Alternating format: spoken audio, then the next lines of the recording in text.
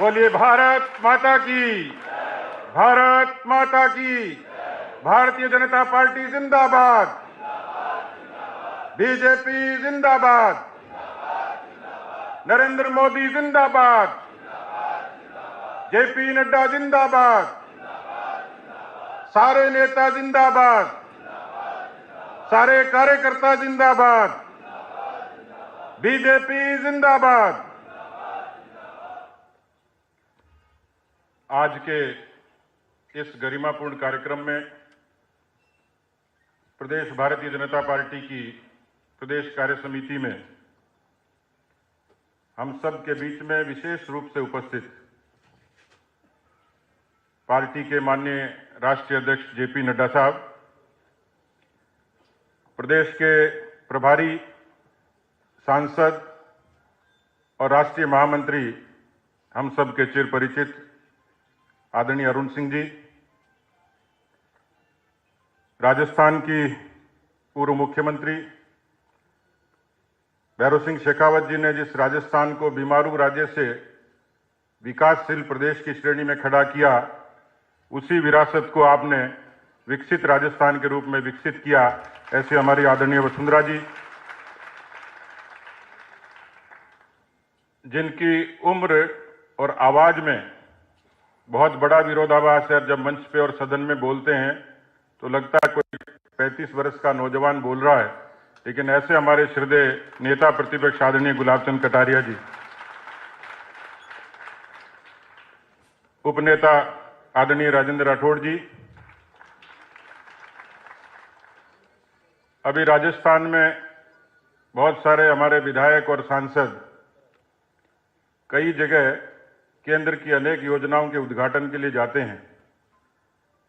इस पूरे देश भर में 2024 में मोदी जी के नेतृत्व में जिन्होंने घर घर नल पहुंचाने का संकल्प लिया, ऐसे हमारे जल शक्ति मंत्री आदरणीय गजेंद्र सिंह जी, हम सब के ही परिचित और बीकानेर की आवाज, लेकिन आजकल पौंडीचेरी में भी मारवाड़ी में भाषण देते हैं, ऐसे हमारे अर्जुन भेगवाल जी,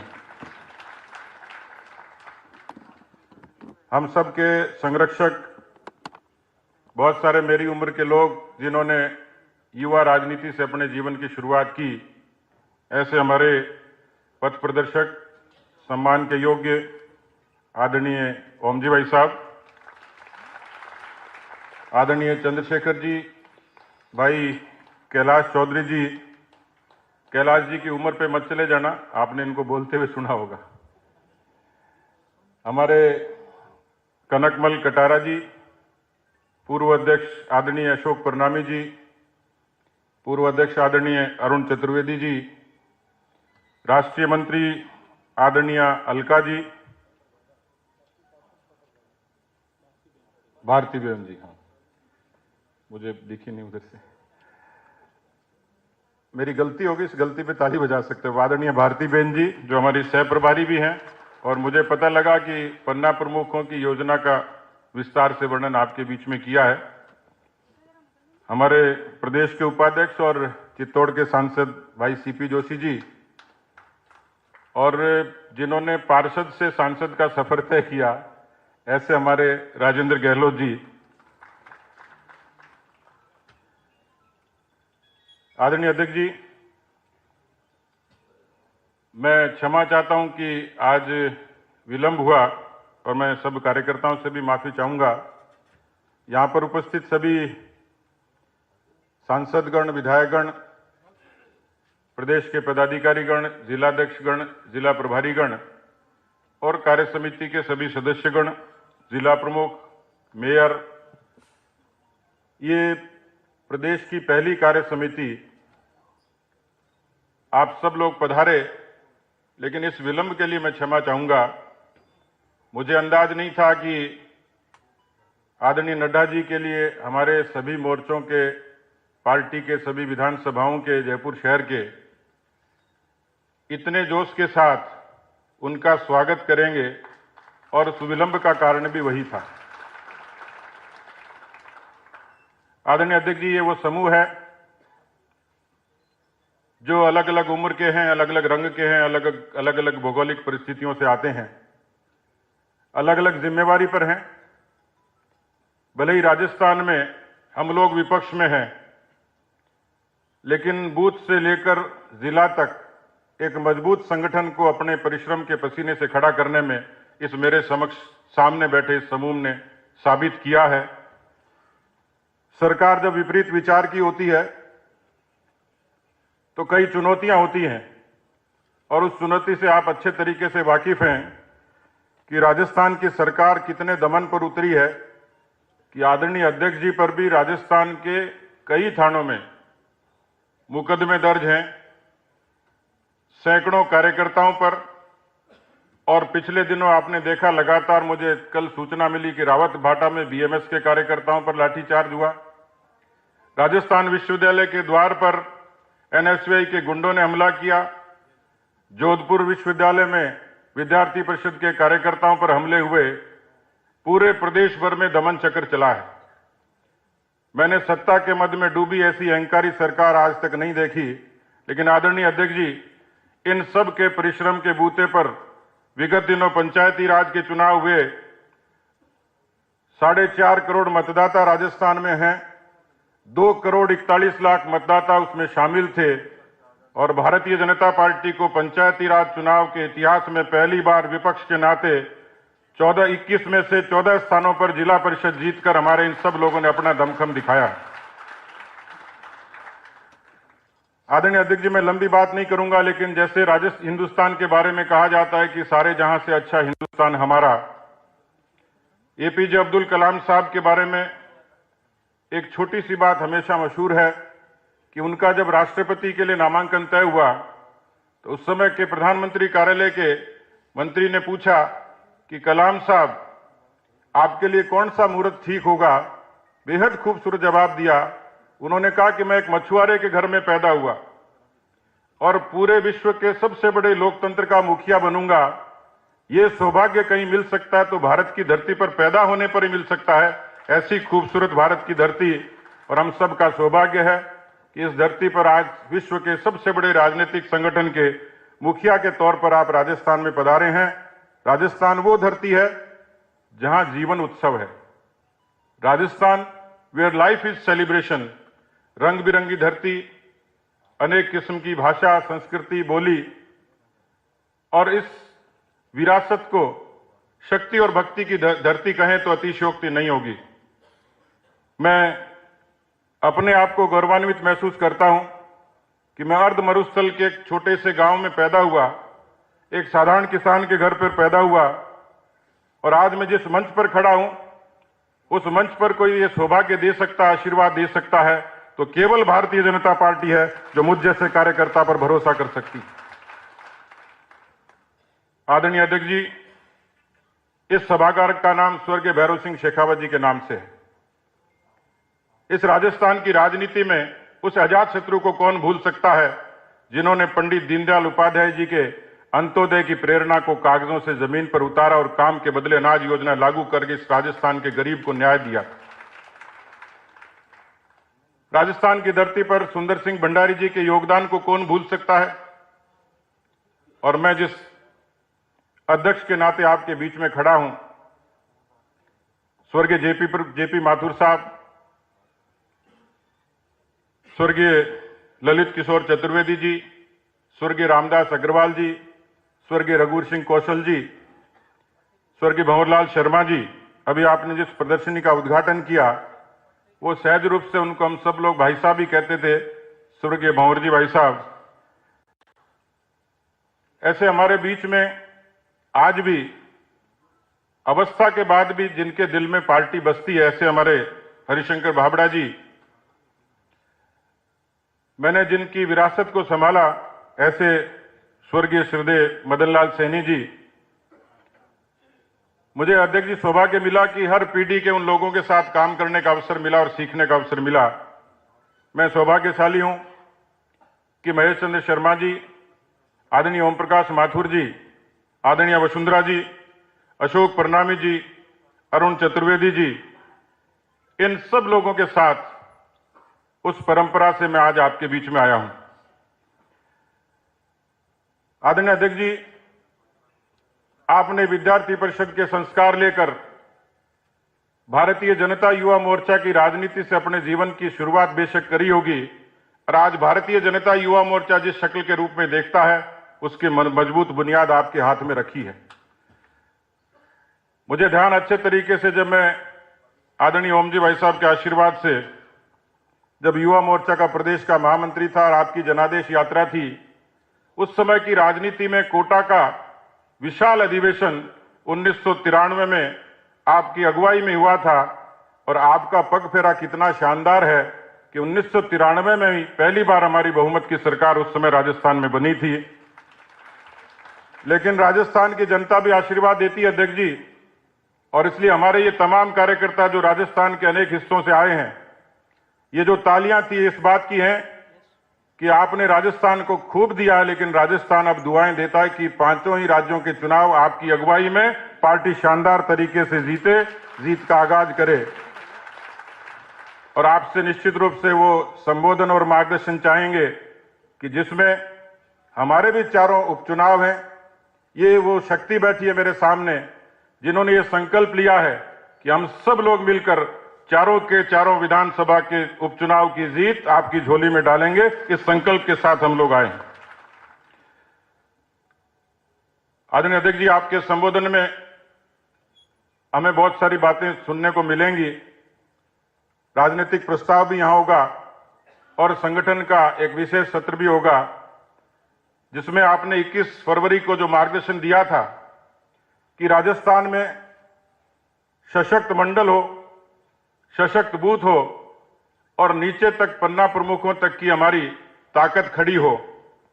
ये सब लोग वही संकल्प लेकर आए हैं कि हम सब लोग राजस्थान में एक ऐसा संगठन तैयार करेंगे कि जो निश्चित रूप से इस पार्टी को तो ताकत देगा ही, लेकिन राजस्थान में एक धारणा बनी हुई है और उस धारणा के आधार पर कांग्रेस के लोग कई बार आनंदित होते हैं कि एक बार कांग्रेस और एक बार बीजेपी।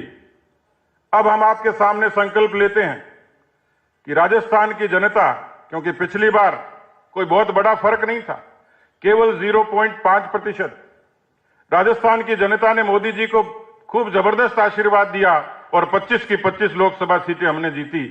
पंचायती राज के चुनाव का जिक्र किया, निकायों के चुनाव भी हुए, अभी 90 निकायों के चुनाव हुए। कांग्रेस के लोग नेहरू जी के जमाने के आंकड़े बता रहे थे, लेकिन 90 में से 71 जगह कांग्रेस पार्टी हारी।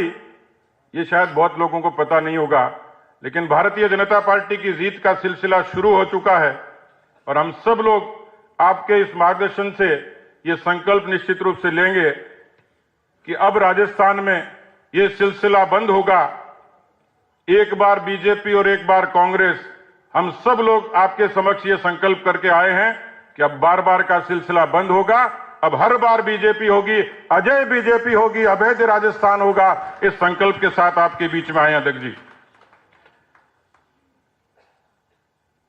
आदरणीय अध्यक्ष जी, मैं निवेदन करना चाह रहा हूं कि प्रधानमंत्री मोदी जी के नेतृत्व में पूरा राजस्थान की जनता और भारतीय जनता पार्टी का कार्यकर्ता मजबूती के साथ खड़ा है। यहां जब किसानों के कल्याण की बात होती है, हम लोगों ने इससे पहले भी 5000 चौपालें की थी और उसी का नतीजा था कि पूरी सरकार, सरकारी मशीनरी एक तरफ खड़ी थी और हम लोगों ने पंचायती राज के चुनाव में सरकार को धूल चटाई, शिकस्त दी। और इसलिए राजस्थान की जनता इसलिए साथ खड़ी है क्योंकि हम लोग जब किसान चौपाल में पूछते थे कि आजादी के बाद आज तक किसानों के कल्याण का कौन सा ऐसा काम हुआ है बिना पार्टी के, बिना जाति के, पंथ के, बताइए, तो लोग हाथ खड़े करके कहते हैं किसान क्रेडिट कार्ड। ये अटल बिहारी जी की देन, जो राजस्थान के और हिंदुस्तान के किसानों को सबसे बड़ी देन थी, जिससे उनका जीवन बदला। प्रधानमंत्री फसल बीमा योजना, प्रधानमंत्री ग्राम सड़क योजना और पीएम किसान सम्मान निधि, जिसमें राजस्थान के 65 लाख किसान उस निधि का सम्मान करते हैं, उसका आनंद लेते हैं, उससे अपने आप को ताकत पाते हैं। इसलिए आदरणीय अध्यक्ष जी, राजस्थान का किसान और राजस्थान का नौजवान आपके सामने मोदी जी के साथ खड़ा है, ताकत बनकर आपके साथ खड़ा है। मैं अपनी बात पूरी करूं, लेकिन मेरी बात अधूरी रहेगी। यदि पिछले 2.25 साल की सरकार के काले कारनामों का, कुशासन का जिक्र नहीं करूं, आदरणीय अध्यक्ष जी, मैंने आपको निवेदन किया है कि ये उस किस्म की सरकार है, मैं 90 से राजनीति में हूं, लेकिन इस किस्म की दमनकारी सरकार नहीं देखी। इस पूरे राज्य में जिस तरीके से कानून व्यवस्था ध्वस्त हुई है, राजस्थान की बहन बेटियों की इज्जत पर आंच आई है, राजस्थान पर सड़क पर चलने वाला कोई नौजवान, कोई राहगीर सुरक्षित नहीं है। 6,13,000 मुकदमे राजस्थान की धरती पर पहली बार दर्ज हुए हैं। नेशनल क्राइम रिकॉर्ड ब्यूरो कहता है कि राजस्थान की बानगी है कि शांत प्रिय प्रदेश अब अपराधग्रस्त राज्यों में शुमार हो गया। यदि इसको क्राइम कैपिटल कहें तो अतिशोक्ति नहीं होगी। आदरणीय अध्यक्ष जी, मैंने आपको एक वीडियो पेश किया जिसमें इनके अंतर्राष्ट्रीय नेता राहुल गांधी जी ने राजस्थान की सभाओं में कहा कि 10 तक गिनती गिनेंगे, जैसे राजस्थान की जनता को गिनती आती नहीं। 10 तक गिनती गिनी और ये कहा कि किसानों का पूरा कर्जा माफ कर देंगे। लेकिन आदरणीय अध्यक्ष जी, राजस्थान के किसानों का पूरा कर्जा माफ नहीं हुआ। 59 लाख किसान 99,000 करोड़ के कर्जे की आस में राजस्थान के अनेकों किसानों ने आत्महत्याएं कर ली। गंगानगर के, राय सिंह नगर के सोनलाल कड़ेल ने एक लाइव वीडियो जारी किया और उसने कहा कि मैं मौत के आगोश में जा रहा हूं, लेकिन इस सरकार की बदनीयति के कारण, और उसने अपने डाइंग डिक्लेरेशन में कहा कि मुख्यमंत्री और उप मुख्यमंत्री ये मेरी मौत के जिम्मेवार होंगे। ऐसे दर्जनों आत्महत्याओं का सिलसिला राजस्थान में जारी है।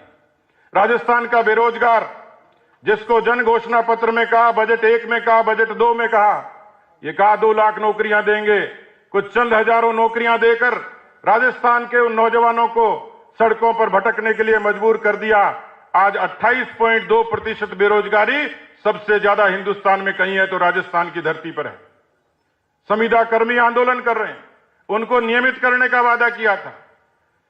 राजस्थान की जनता, जिनको हम लोग हमारी पूर्ववर्ती सरकार में आदरणीय वसुंधरा जी की सरकार की अनेकों ऐसी योजनाएं थी, या तो उन योजनाओं को बंद कर दिया या उनका टाइटल बदल दिया, लेकिन टाइटल बदलकर भी उन योजनाओं के साथ न्याय नहीं कर रहे। आदरणीय अध्यक्ष जी, अनेकों ऐसे इस सरकार के, मैं एक लंबी फहरिस्त है उसका वर्णन नहीं करना चाहूंगा, लेकिन हमारे सदन में नेता प्रतिपक्ष और हमारे तमाम सदस्यों ने पिछले दिनों सवालों के जरिए और सदन की परंपराओं के जरिए सरकार को सदन में घुटने टेकने पर मजबूर कर दिया। मैं आपसे निवेदन करना चाहूंगा कि भले ही कोरोना का प्रोटोकॉल है, 144 लगी हुई है, लेकिन हमारे सब कार्यकर्ताओं का यह आग्रह है कि राजस्थान में एक बड़ा जन आंदोलन खड़ा करें। और इसलिए आज तो आपका स्वागत करने के लिए हमने बुलाया।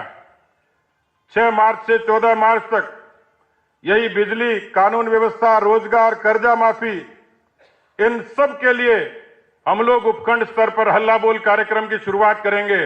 और मैं आपको निमंत्रण देता हूं आदरणीय अध्यक्ष जी, जब ये कोरोना का प्रोटोकॉल खत्म हो जाए, 144 खत्म हो जाए, इसका संक्रमण कम हो जाए, तो राजस्थान में, इसी राजधानी में आपका 2 लाख आंदोलनकारी इन सब समस्याओं को, मांगों को लेकर आपका स्वागत करेंगे। एक ऐसा प्रचंड आंदोलन इस सरकार के खिलाफ खड़ा करेंगे। अंत में आदरणीय अध्यक्ष जी, कोरोना की वैश्विक महामारी थी, बड़ी चुनौतियां थी, लेकिन पूरी दुनिया ने देखा कि किस तरीके से प्रधानमंत्री मोदी जी के नेतृत्व में पूरे भारत ने इस लड़ाई को लड़ा। और हमारा सौभाग्य है कि आपने भी हमें घर बैठने नहीं दिया। आपने वर्चुअल मीटिंग से बेशक शुरुआत की थी और आप आदेश देते थे कि लोगों के सुख दुख की पूछो। एक वो पार्टी थी कि जिन पार्टी के नेताओं ने आधा किलो आटा भी कोई सोनिया गांधी ने किसी को दिया हो गरीब को, लेकिन आपके आदेश से राजस्थान की भारतीय जनता पार्टी के कार्यकर्ताओं ने एक को नहीं 1.5 करोड़ लोगों को भोजन कराया, 80 लाख लोगों को भोजन के पैकेट का वितरण किया और 2,65,000 लोगों ने पीएम केयर में अपना इंतजाम दिया। 83 लाख लोगों ने आरोग्य सेतु डाउनलोड किया। आपके उस अभियान को पार्टी के कार्यकर्ताओं ने सर माथे लिया और मैं आज सौभाग्यशाली हूं कि केवल राजनीतिक नारों की नहीं, भारतीय जनता पार्टी राजस्थान में अब सरोकारों की पार्टी है, जो गरीबों के दरवाजे के अंत तक जाकर उसको संबल देने का काम करती है। अध्यक्ष जी, आपके इस निर्देश के बूते पर आपने जब कहा कि हमें काम करना है, चुनौतियां हैं बेशक, मैं घर नहीं बैठा, आपका आदेश था और इसी कारण 2 बार संक्रमण का शिकार हुआ, लेकिन ये कार्यकर्ताओं की दुआओं की बदौलत ये हमेशा प्रेरणा देते थे, उत्साह देते थे, मनोबल देते थे, जिसके आधार पर हम लोग राजस्थान में पार्टी की एक राजनीतिक शक्ल से हम लोग सामाजिक तौर पर मजबूती का पैगाम दे पाए।